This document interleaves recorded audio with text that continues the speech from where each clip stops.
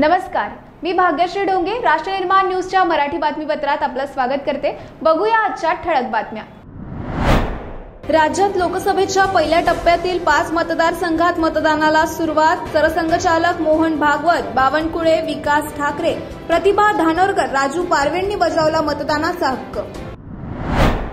घेणे देणे करून मत मागण्याची आमची भूमिका नाही, शरद पवारांचा टोला। अजित पवारांच्या कचाकचा मतदानाच्या आव्हानाला शरद पवारांचे सडेतोड प्रत्युत्तर। मोदींची वर्धात प्रचार सभा। 2024 ची लोकसभा निवडणूक ही आत्मनिर्भर भारताच्या निर्मितीची पंतप्रधान मोदींचं प्रतिपादन। ठळक बातम्यांनंतर आता सविस्तर वृत्त। लोकसभा निवडणुकीच्या पहिल्या टप्प्यातील मतदानासाठी प्रशासकीय यंत्रणा सज्ज झाली असून 21 राज्यातील 102 मतदारसंघांमध्ये मतदान पार पडत आहे।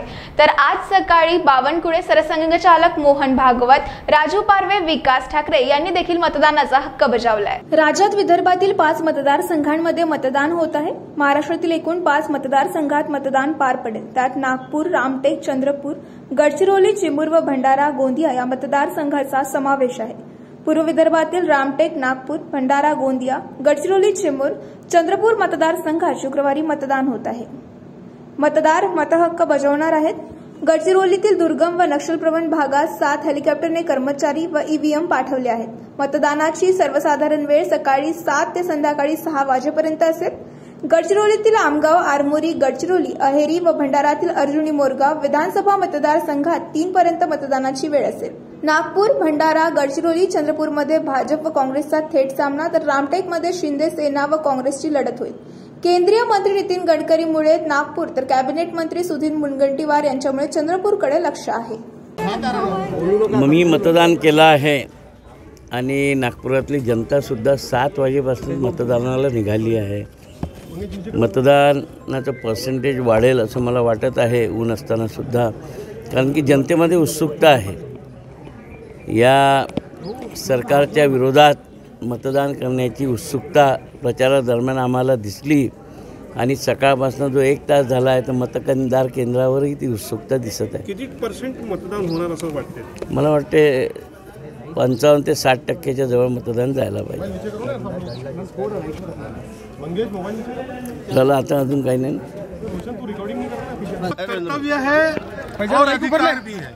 भाई मोबाइल हटाओ यार। मतदान से हम अपने देश का 5 वर्ष के लिए बहुत बढ़िया बेटा भविष्य निर्धारित करते हैं एक तरह से, और इसलिए सब लोगों ने मतदान करना चाहिए। देश के हित को ध्यान में रखकर अपना विचार स्वयं करके मतदान करना चाहिए।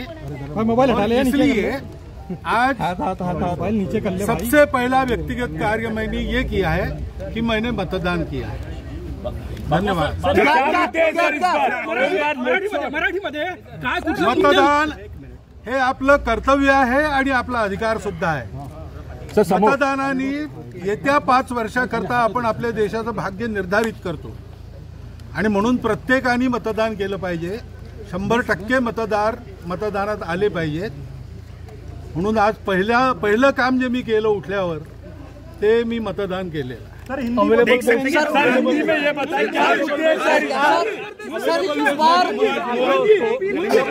इस बार क्या मुद्दे आज नसतात जगातील सर्वात मोठा लोकशाहीचा देश असलेल्या भारतात आज लोकशाहीचा सर्वात मोठ्या उत्सवाला सुरुवात झाली आहे। दरम्यान आज नागपुरात आपल्या मतदानाचा हक्क बजावलाय। यावेळी गडकरींनी ते मोठ्या फरकाने विजयी होण्याचा विश्वास देखील व्यक्त केलाय। आज सकाळी 7 वाजेपासून लोकसभा निवडणुकीच्या पहिल्या टप्प्यातील मतदानाला सुरुवात झाली असून 21 राज्यांमधील 102 मतदारसंघात मतदान होत आहे। त्यामध्ये महाराष्ट्रातील 5 लोकसभा मतदारसंघाचा समावेश आहे। यात रामटेक, नागपूर, भंडारा गोंदिया, गडचिरोली, चिमूर आणि चंद्रपूर या मतदारसंघाचा देखील समावेश आहे। दरम्यान आज या 5 लोकसभा मतदारसंघातील विविध नेते आपल्या मतदानाचा हक्क बजावताना दिसत आहे। यातच केंद्रीय मंत्री नितीन गडकरी यांनी देखील आज नागपुरात आपल्या मतदानाचा हक्क बजावलाय। यावेळी त्यांनी मोठ्या फरकाने विजयी होण्याचा विश्वास देखील व्यक्त केलाय। यावेळी ते म्हणाले, आज आपण देशातील लोकशाहीचा सर्वात मोठा सण साजरा करत आहोत। मतदान हा प्रत्येकाचा मूलभूत हक्क आणि कर्तव्य आहे, त्यामुळे प्रत्येकाने मतदान करावे। गेल्या वेळी 54% मतदान झालं होतं। यावेळी मतदानाची टक्केवारी 75% नेण्याचा आमचा संकल्प आहे। तुम्ही कोणालाही मत देऊ शकता, पण मतदान करणे महत्वाचे आहे. मला 101% विश्वास आहे की मोठ्या फरकाने मी जिंकेल. दरम्यान भाजपचे प्रदेशाध्यक्ष चंद्रशेखर बावनकुळे यांनी देखील आज मतदानाचा हक्क बजावलाय. त्यांनी कोराडी ग्रामपंचायत कार्यालयात जाऊन मतदान केले आहे. देश का लोकतंत्र का सबसे बड़ा उत्सव हम बड़े उत्साह के साथ मना रहे हैं और मेरा विश्वास है कि हमारे पूरे देश के नागरिक ये जो मतदान का अधिकार है ये उनका कर्तव्य भी है और एक प्रकार से एक जिम्मेदारी भी है और देश के सभी लोग मतदान का अधिकार पूरी तरह से उसका उपयोग करेंगे। और नागपुर में मैं खास तौर से मतदाताओं को अपील करूंगा कि यहाँ टेम्परेचर ज़्यादा है, इसलिए जल्दी आकर वो वोटिंग करें। और निश्चित रूप से मेरा विश्वास है कि पिछले बार 54% वोटिंग हुआ था, इस बार 75% तक वोटिंग ले जाने का हम सबका संकल्प है, उसमें हम कामयाब होने की कोशिश करेंगे। और मैं इस चुनाव में निश्चित रूप से बहुत बड़े मार्जिन से चुनाव जीतूंगा, ऐसा मुझे विश्वास है। मतदान हुआ है, सिर्फ 8% हुआ है, अभी सिर्फ 8% हुआ है। अभी 9 बजे तक इसी सेंटर पे 9% से ज़्यादा वोटिंग हुआ है और मुझे लोग बहुत बड़ी बड़ी लाइन खड़ी है और मतदान करने में जो गति है उसमें थोड़ी कमी है। मला आपल्या सगळ्यांना मतदारसंघात प्रचारादरम्यान अजित पवारांनी मतदारांना कचा मतदान करण्याचं आवाहन केलं होतं. त्यांच्या या वक्तव्याची चांगली चर्चा झाली होती, तर त्यावर आज शरद पवारांनी प्रत्युत्तर दिलंय. काही लोकांनी कसे मतदान करायचे हे तुम्हाला सांगितले, पण मी तसे सांगणार नाही. देणेघेणे करून मत मागण्याची आमची भूमिका नसल्याचं शरद पवार यांनी म्हटलंय. शरदचंद्र पवार राष्ट्रीय काँग्रेस पक्षाचे अध्यक्ष शरद पवार यांनी मतदारांना सुप्रिया सुळे यांना मतदान करण्याचं आवाहन केलंय. बारामती लोकसभा मतदारसंघात सुप्रिया सुळे यांच्या प्रचाराचा नारळ शरद पवार यांच्या हस्ते फोडण्यात आला. यावेळी कन्हेरी या गावात सभेचे आयोजन करण्यात आले होते. या सभेत मार्गदर्शन करताना शरद पवार बोलत होते. अनेक लोक काहीतरी सांगत असतात, मात्र आपल्याला वाद वाढवायचा नाही, आपल्याला संघर्ष वाढवायचा नाही, आपल्याला केवळ तुतारी समोरचे बटन दाबायचे आहे. काल कुणीतरी कसे दाबायचे हे सांगितलं, मात्र मी तसे सांगणार नाही. त्यांनी तुम्हाला काही कमी पडू देणार नाही असं देखील म्हटलं आहे. मात्र देणे घेणे करून मत मागण्याची आमची भूमिका नाही. लोकांमध्ये काम करायचे, लोकांना शक्ती द्यायची, लोकांची सेवा करायची आणि मते मागायची ही आमची भूमिका असल्याचा टोला देखील शरद पवार यांनी अजित पवारांना लगावलाय. ज्याची किंमत होऊ शकत नाही असे अमूल्य मत आणि त्याचा अधिकार आपल्याला मिळालेला आहे. सर्वांना एकच मत देण्याचा अधिकार आहे. श्रीमंत असले तरी आणि गरीब असले तरी 2 मताचा अधिकार हा कुणालाच देण्यात आलेला नाही. सर्वांना समान मतदानाचा अधिकार आहे अशी टीका असं मत काँग्रेस नेते विजय वडेट्टीवार यांनी व्यक्त केलंय. आपण आपले मतदान करत असताना या देशाची लोकशाही टिकावी, या देशाचे सर्वोच्च संविधानाचे रक्षण व्हावे. संविधानाने आपल्याला दिलेले अधिकार आहेत. बोलण्याचा, लिहिण्याचा या सर्व अधिकारांचा संरक्षण करण्यासाठी आपले मत महत्वाचे असल्याचे विजय वडेट्टीवार यांनी म्हटले आहे. हे मत एका व्यक्तीला दिलेले मत नाही, तर ते आपले संरक्षण करण्यासाठी, स्वातंत्र्य अबाधित राखण्यासाठी दिलेले मत आहे. त्यामुळे देशाच्या संरक्षणासाठी, देशाच्या हितासाठी, लोकशाही वाचवण्यासाठी या देशाचे मूलभूत अधिकार, जनतेला मिळालेले अधिकार ते जोपासण्यासाठी मतदान आवश्यक आहे. त्यामुळे सर्वांनी आपले कर्तव्य म्हणून मतदान करावे असे आवाहन देखील विजय वडेट्टीवार यांनी केलंय. जगातील सर्वात मोठा लोकशाहीचा देश असलेल्या भारतात आज मतदान मोठ्या संख्येने पार पडत आहे. दरम्यान आज उपमुख्यमंत्री फडणवीस यांनी मातोश्री आणि पत्नीसह मतदानाचा हक्क बजावलाय. तसेच नागपूर विभागाच्या अप्पर आयुक्त डॉक्टर माधवी खोडे यांनी आपला मतदानाचा हक्क बजावलाय. पोलीस आयुक्त डॉक्टर रवींद्र सिंगल यांनी देखील आज रविनगर परिसरातील सीपी अँड बेरा शाळेतील मतदार केंद्रावर आपला मतदानाचा हक्क बजावलाय. जिल्हाधिकारी तथा निवडणूक निर्णय अधिकारी डॉक्टर व्ही.पी. निटनकर यांनी आज रविनगर परिसरातील सीपी अँड बेरा शाळेस्थित मतदान केंद्रावर सपत्नीक मतदानाचा हक्क बजावलाय.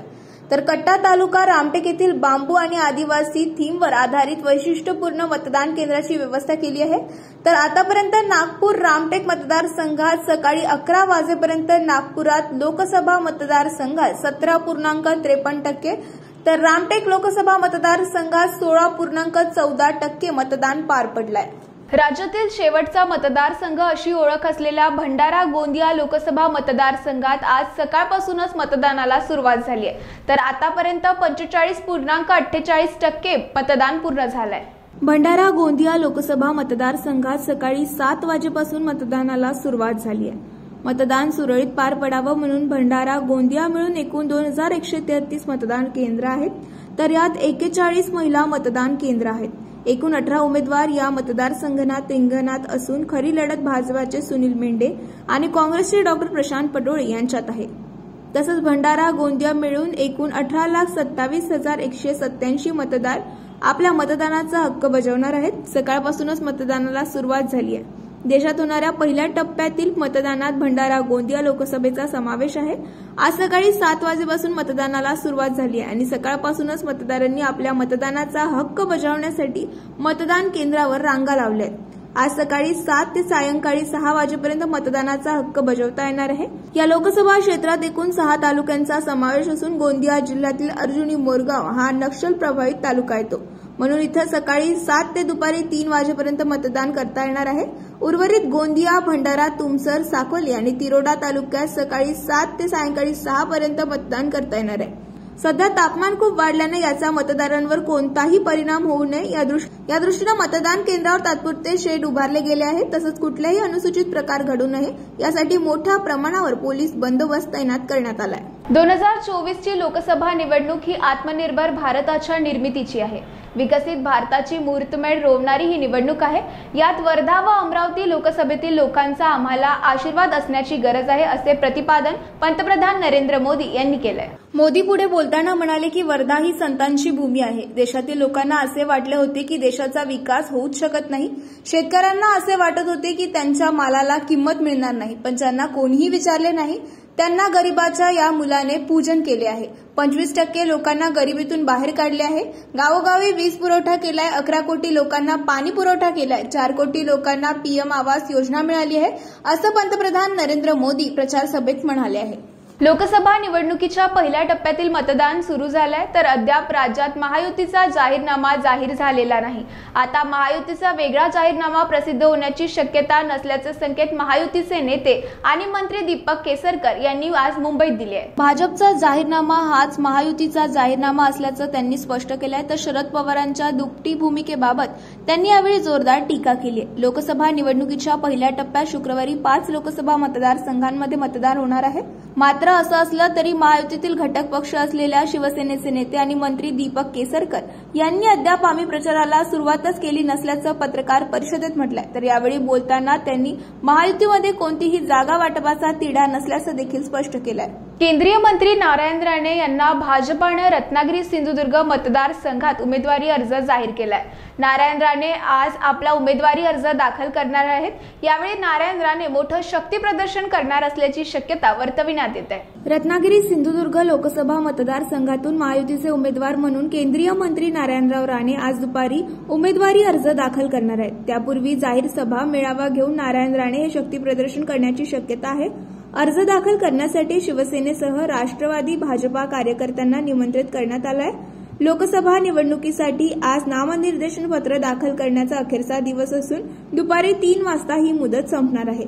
त्यापूर्वी सकाळी 11 वाजता केंद्रीय मंत्री नारायण राणे आपला उमेदवारी अर्ज निवडणूक निर्णय अधिकारी एम देवेंदर सिंग यांच्याकडे दाखल करणार आहे. यावेळी उद्योग मंत्री उदय सामंत, बांधकाम मंत्री रवींद्र चव्हाण, शालेय शिक्षण मंत्री दीपक केसरकर, माजी खासदार निलेश राणे, आमदार नितेश राणे, आमदार शेखर निकम, आमदार योगेश कदम, माजी आमदार तथा लोकसभा सहाय्यक प्रभारी बाळासाहेब माने, जिल्हाध्यक्ष राजेश सावंत, राजन तेली, तालुका अध्यक्ष विवेक सुर्वे, दादा दळी यांच्यासह प्रमुख पदाधिकारी देखील उपस्थित राहणार आहेत. संजय राऊतांनी नवनीत राणांवर टीका केली होती. मात्र या टीकेला नवनीत राणा यांच्याकडून आता जशास तसं उत्तर मिळालंय. सीतामाईला देखील भोगावे लागले होते, आपण तर निवडक आहोत असं म्हणत नवनीत राणांनी राऊतांना प्रत्युत्तर दिलंय. अमरावतीच्या भाजपच्या उमेदवार नवनीत राणा यांच्याविषयी बोलत असताना ठाकरे गटाचे खासदार संजय राऊत यांची जीभ घसरली. त्यांनी नवनीत राणांचा उल्लेख नाची, बबली आणि डान्सर असा केला होता. संजय राऊत यांनी केलेल्या या टीकेला नवनीत राणांनी खास शैलीत उत्तर दिलंय. संजय राऊत यांनी असं वक्तव्य माझ्याबद्दल करण्यापूर्वी स्वतःच्या आईकडे आणि जिला सासरी पाठवलं आहे त्या मुलीकडे बघायला हवं होतं. अमरावतीतल्या एका सभेत नवनीत राणांनी संजय राऊतांना उत्तर दिलं आहे. सोबतच ते असं देखील म्हणाला, सीतामाईला देखील भोगावे लागले होते, आपण तर निवडक आहोत असं म्हणत राणांनी सीतामाईला देखील भोगावे लागले होते, आपण तर निवडक आहोत असे म्हणत राणांनी राऊतांना प्रत्युत्तर दिलंय. 2024ची लोकसभा निवडणूक ही आत्मनिर्भर भारताच्या निर्मितीची आहे. विकसित भारताची मुहूर्तमेढ रोवणारी ही निवडणूक आहे। यात वर्धा व अमरावती लोकसभेतील लोकांचा आम्हाला आशीर्वाद असण्याची गरज आहे, असे प्रतिपादन पंतप्रधान नरेंद्र मोदी यांनी केलंय। मोदी पुढे बोलताना म्हणाले की वर्धा ही संतांची भूमी आहे। देशातील लोकांना असे वाटले होते की देशाचा विकास होऊच शकत नाही। शेतकऱ्यांना असे वाटत होते की त्यांच्या मालाला किंमत मिळणार नाही, पण ज्यांना कोणीही विचारले नाही त्यांना गरिबाच्या या मुलाने पूजन केले आहे। 25% लोकांना गरिबीतून बाहेर काढले आहे। गावोगावी वीज पुरवठा केलाय। 11 कोटी लोकांना पाणी पुरवठा केलाय। 4 कोटी लोकांना पीएम आवास योजना मिळाली आहे, असं पंतप्रधान नरेंद्र मोदी प्रचार सभेत म्हणाले आहे। कर्तव्याला प्राधान्य देत नागपूर प्रणय येललकर या नवरदेवाने वरात निघण्याआधी मतदान केंद्रावर जाऊन मतदान केलंय। आधी लगीन लोकशाहीचा अशी प्रतिक्रिया यातून उमटत आहे। डोक्याला मुंडावळा बांधून वराड्यांसह प्रणय येललकर हा युवक मतदान केंद्रावर सकाळीच दाखल झाला। रांगेत लागून त्याने स्वतः आणि त्याच्या नातेवाईकांनी मतदानाचा हक्क बजावलाय। एवढंच नाही तर राष्ट्रीय कर्तव्य बजावल्याचा अभिमान देखील त्यांनी प्रतिनिधींसमोर व्यक्त केलाय। त्यानंतर वरातीसह ते सर्वजण वधूच्या गावाकडे मार्गस्थ झाले। काय आहे, लग्न हे तर ठीक आहे, पण आधी मतदान हे खूप जरुरी आहे गोष्ट। त्याच्यामुळे आधी मतदान, त्याच्यानंतर लग्न। उपक्रम विकून विकास केल्याचा मोदींचा दावा आहे, असं म्हणत काँग्रेस प्रदेशाध्यक्ष नाना पटोले यांनी केंद्र सरकारवर हल्लाबोल केलाय। नरेंद्र मोदी यांचे सरकार सत्तेतून बाहेर काढायचे असा मानस देशातील तरुणांनी केलाय। त्यामुळे शेतकरी, कष्टकरी तरुण मोठ्या प्रमाणात पुढे येऊन मतदान करतील। पंतप्रधान नरेंद्र मोदी यांचे सरकार देशातून बाहेर काढतील असा दावा काँग्रेसचे प्रदेशाध्यक्ष नाना पटोले यांनी केलाय। देशातील सार्वजनिक उपक्रम विकून देशात विकास केला असा दावा देखील केंद्र सरकारवर करत असल्याचा आरोप देखील नाना पटोले यांनी केलाय। देशाच्या रेल्वेपासून सर्व सार्वजनिक क्षेत्रातील उपक्रम पंतप्रधान नरेंद्र मोदी यांच्या सरकारने विकून टाकले आहेत। जीएसटी सारखा गब्बरसिंग टॅक्स आणून सर्वसामान्य नागरिकांना लुटण्याचे काम मोदी सरकारने केलंय आणि तो पैसा मुठभर लोकांना गब्बर करण्यासाठी वापरला जात आहे। याला जर हे कुठे विकास म्हणत असतील तर जनता या सर्वांना कुठे नेऊन ठेवतील हे लवकरच दिसून येईल, असं म्हणत नाना पटोले यांनी भाजपवर निशाणा साधलाय। गडकरी, विकास ठाकरेसह अनेक नेत्यांनी मतदानाचा हक्क बजावलाय, तर अशातच आता भाजप प्रवक्ते धर्मपाल मेश्राम यांनी सहपरिवार मतदान केलंय। नागपूरचा विकास ज्यांनी खऱ्या अर्थाने साधला आणि मागील 10 वर्षापासून जे विकासाचे मापदंड निर्माण केले, या शहरातले एम्स असेल त्यासाठी मी मतदान केलंय। IIT, national fire college, Symbiosis, ring road, metro railway, मिहानमध्ये स्थापन करण्यात आलेल्या 47 कंपन्या, त्यांना 68,000च्या संख्येत दिले गेले जाणारे रोजगार आणि मुंबई, पुणे, बंगलोर, हैदराबादच्या नंतर नागपूर शहर येणाऱ्या वर्षामध्ये रोजगाराच्या दृष्टीने 5व्या नंबरमध्ये असेल। नागपूर शहर येणाऱ्या वर्षामध्ये रोजगाराच्या दृष्टीने 5व्या नंबरमध्ये देशाचं शहर असेल, त्यासाठी मी मतदान केलं असल्याची प्रतिक्रिया भाजप प्रवक्ते धर्मपाल मेश्राम यांनी व्यक्त केली आहे। मी नागपूर शहराचा विकास ज्यांनी खऱ्या अर्थाने साधला आणि मागच्या 10 वर्षामध्ये विकासाचे जे नवे मापदंड निर्माण केले, या शहरातली एम्स असेल त्यासाठी मी मतदान केलं आहे। या शहरातली IIT, NLU, national fire college, Symbiosis, Narsee मोंजींचं college, ring road, metro railway, outer ring road, inner cement roads आणि ड्रायपोर्ट आणि या शहरातलं मिहानमध्ये कार्यरत असलेल्या 47 कंपन्या, त्यांना 68,000च्या संख्येत दिले गेलेला रोजगार आणि मुंबई, पुणे, बेंगलोर आणि हैदराबादच्या नंतर नागपूर शहर जे रोजगाराच्या दृष्टीनं येणाऱ्या भविष्यामध्ये 5व्या क्रमांकाच्या देशाचं शहर होईल, त्यासाठी मी मतदान। राज्यात लोकसभेच्या पहिल्या टप्प्यातील 5 मतदारसंघात मतदानाला सुरुवात। सरसंघचालक मोहन भागवत, बावनकुळे, विकास ठाकरे, प्रतिभा धानोरकर, राजू पारवेंनी बजावला मतदानाचा हक्क।